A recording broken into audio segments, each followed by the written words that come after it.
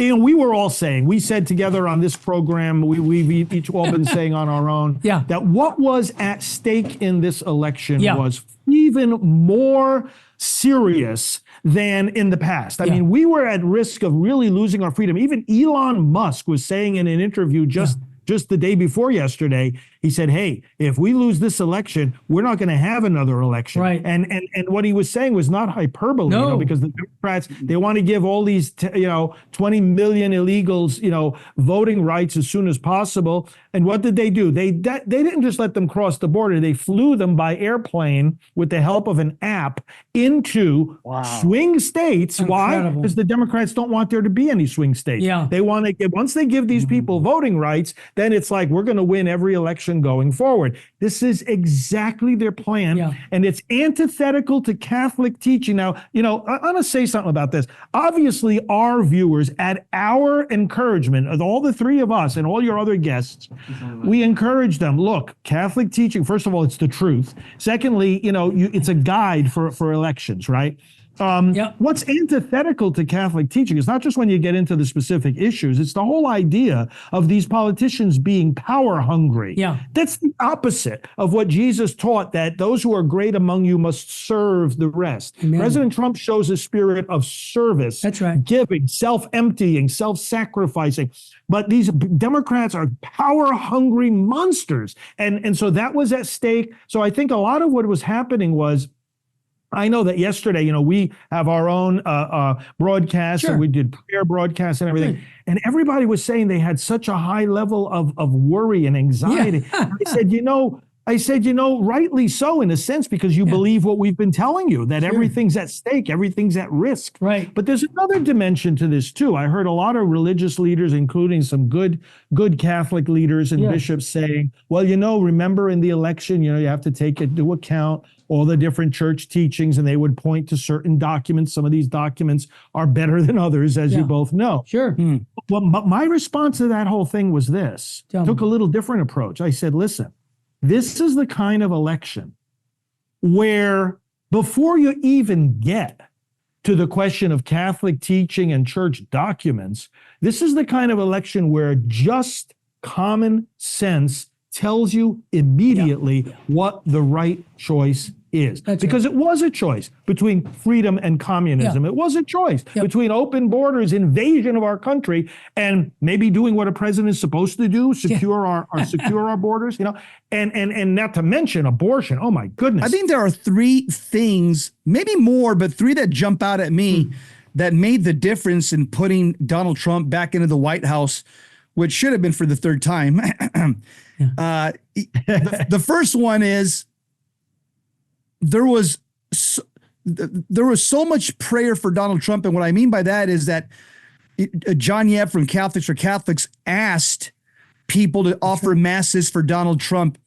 And that went throughout the entire country. So people were going to their parish and offering masses for Donald Trump. So he was receiving the benefits of the graces of the Catholic Mass from all over the country.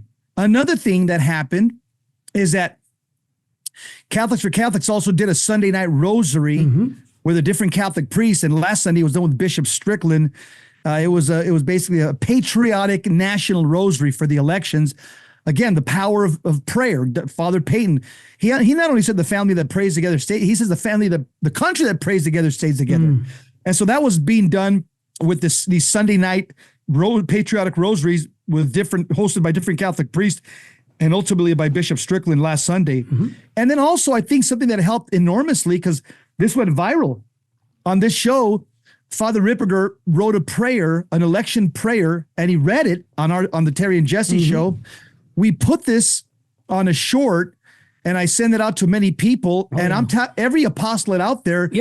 Grab this prayer, and they've been doing it every single day since the election.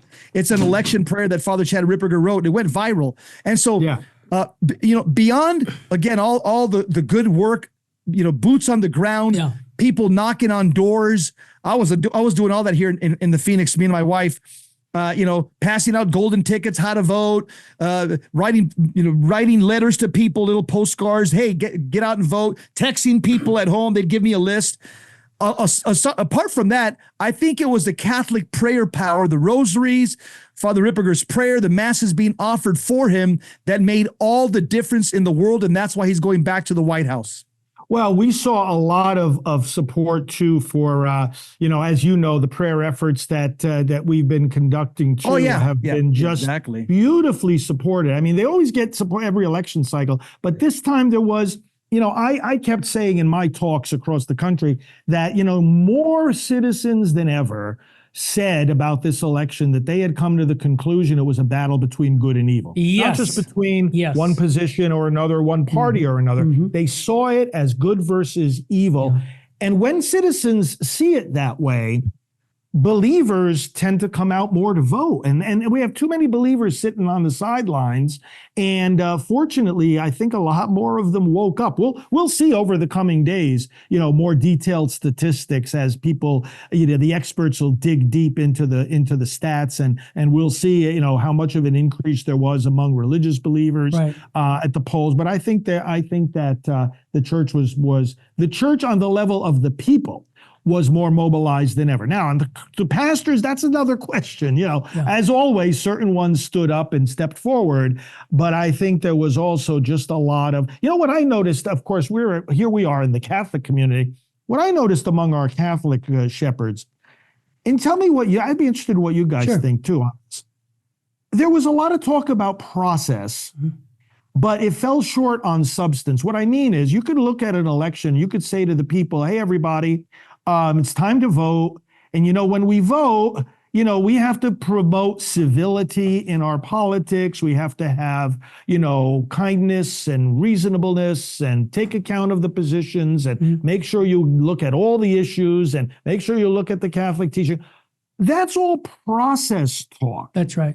But it seems to me pastors need to stand up, and I didn't hear enough of this, and say, hey, ladies and gentlemen, our freedom is at stake. Exactly. Our country's being invaded. Our elected officials aren't doing their job. The unborn are at risk. You talk about substantive policy instead of just process. What did you see the same thing? Why do people like Donald Trump? Occam's razor. Yes. He tells you exactly what he means, and he says it in a language that's understandable that a fourth grader can understand. Right.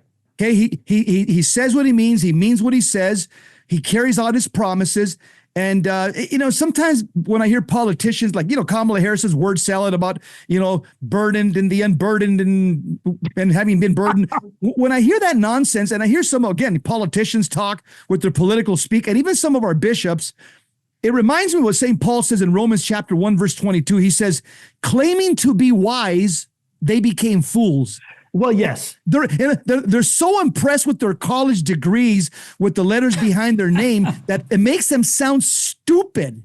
This is so true. It's exactly my sentiments. And, it also reminds me of when Paul talks about shadow boxing. He says, I don't fight as if I were shadow boxing, because when you're shadow boxing, you're not hitting anything. Yeah. I'm not right versus left. I'm right versus wrong. Okay. Yeah. And an election was that clear to me. And when I would hear theologians and biblical scholars that I have contact with try to tell me that this is a very complicated question, I'm like, what are you talking about? And then I'm going to say it. You hear them on EWTN sometimes, not Raymond Royal's show, but some of the theologians that they had on the news saying, well, Catholics have to really think about this one really hard because on both sides, there's good and bad. And we just don't know what way to go. And Father Frank, that's exactly what I threw my hands up in the air and said, what are you talking about? This is as clear as it gets. So it's as clear as it gets. I mean, we have got to get back to common sense. Thank you. What's happening in the church, it's parallel to what's happening in the government. That's right. And Jesse, you pointed it out too.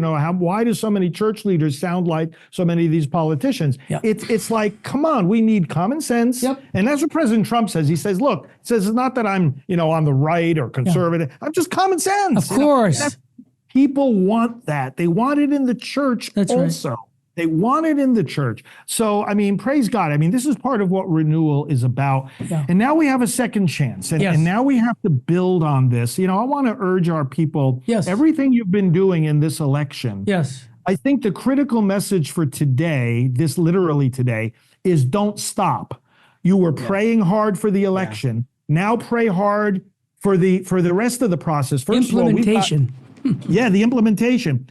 Yeah. We've got a period now between election day and inauguration day. Yeah. Now the other side is going to try to mess things up. We got the electoral college. They have to vote in December. That's right. And then the Congress has to certify in January. We have to pray that process be protected from any kind of pressure or fraud, that everything goes well. But people A, should keep praying. B, keep speaking out. Remember, the other side, they hate President Trump, and they don't hate him just because of him. They hate him because of us. They're trying to go after our faith, our values, our freedom, our families. So keep your vocal support vocal. Yeah. Keep talking.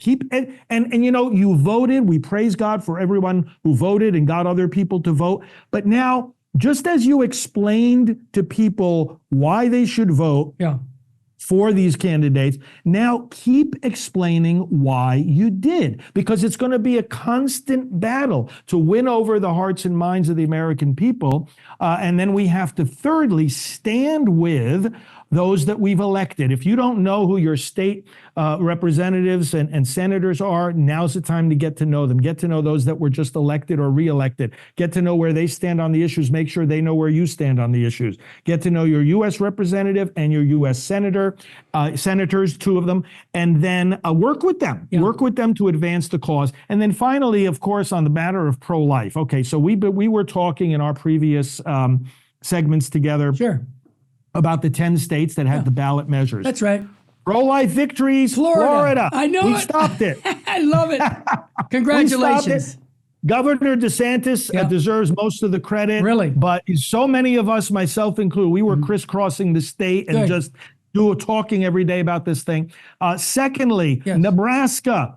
Pro-life victory there as well. I was out with the governor there a few weeks ago, and he said, "Oh, it's neck and neck. It's neck and neck." They had two amendments. One was pro-abortion; it got defeated. Yeah. The pro-life one got passed. Good. So right now, as a result of yesterday's vote, Nebraska protects babies by their constitution in the second and third trimesters of pregnancy.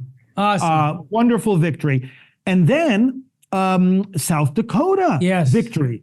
They stopped their Amendment G, as it's called. Now, there were 7 other states. What's the story with them? Mm-hmm. Number one, Nevada, their vote did pass for the pro-abortion amendment. However, it also requires a second vote 2 years from now in the midterm elections. So we still have 2 years to convince the Nevada citizens to reject that pro-abortion amendment. I didn't know that. That's good to know. I think we can do that. Good. Then you have the other states, and unfortunately it passed in those other states. However, I am saying to our audience today, and I'll be saying this to all the pro-life leaders tomorrow, we're going to have a strategy call behind the scenes, that look, they put these things into these constitutions. Yeah. It's time we start today the process of getting them out. Amen. If you can put these things into a constitution, by golly, you can get them out too. That's right. And therefore, the education that we've been doing to say to people why these things are so bad and so extreme, well, don't stop now. We have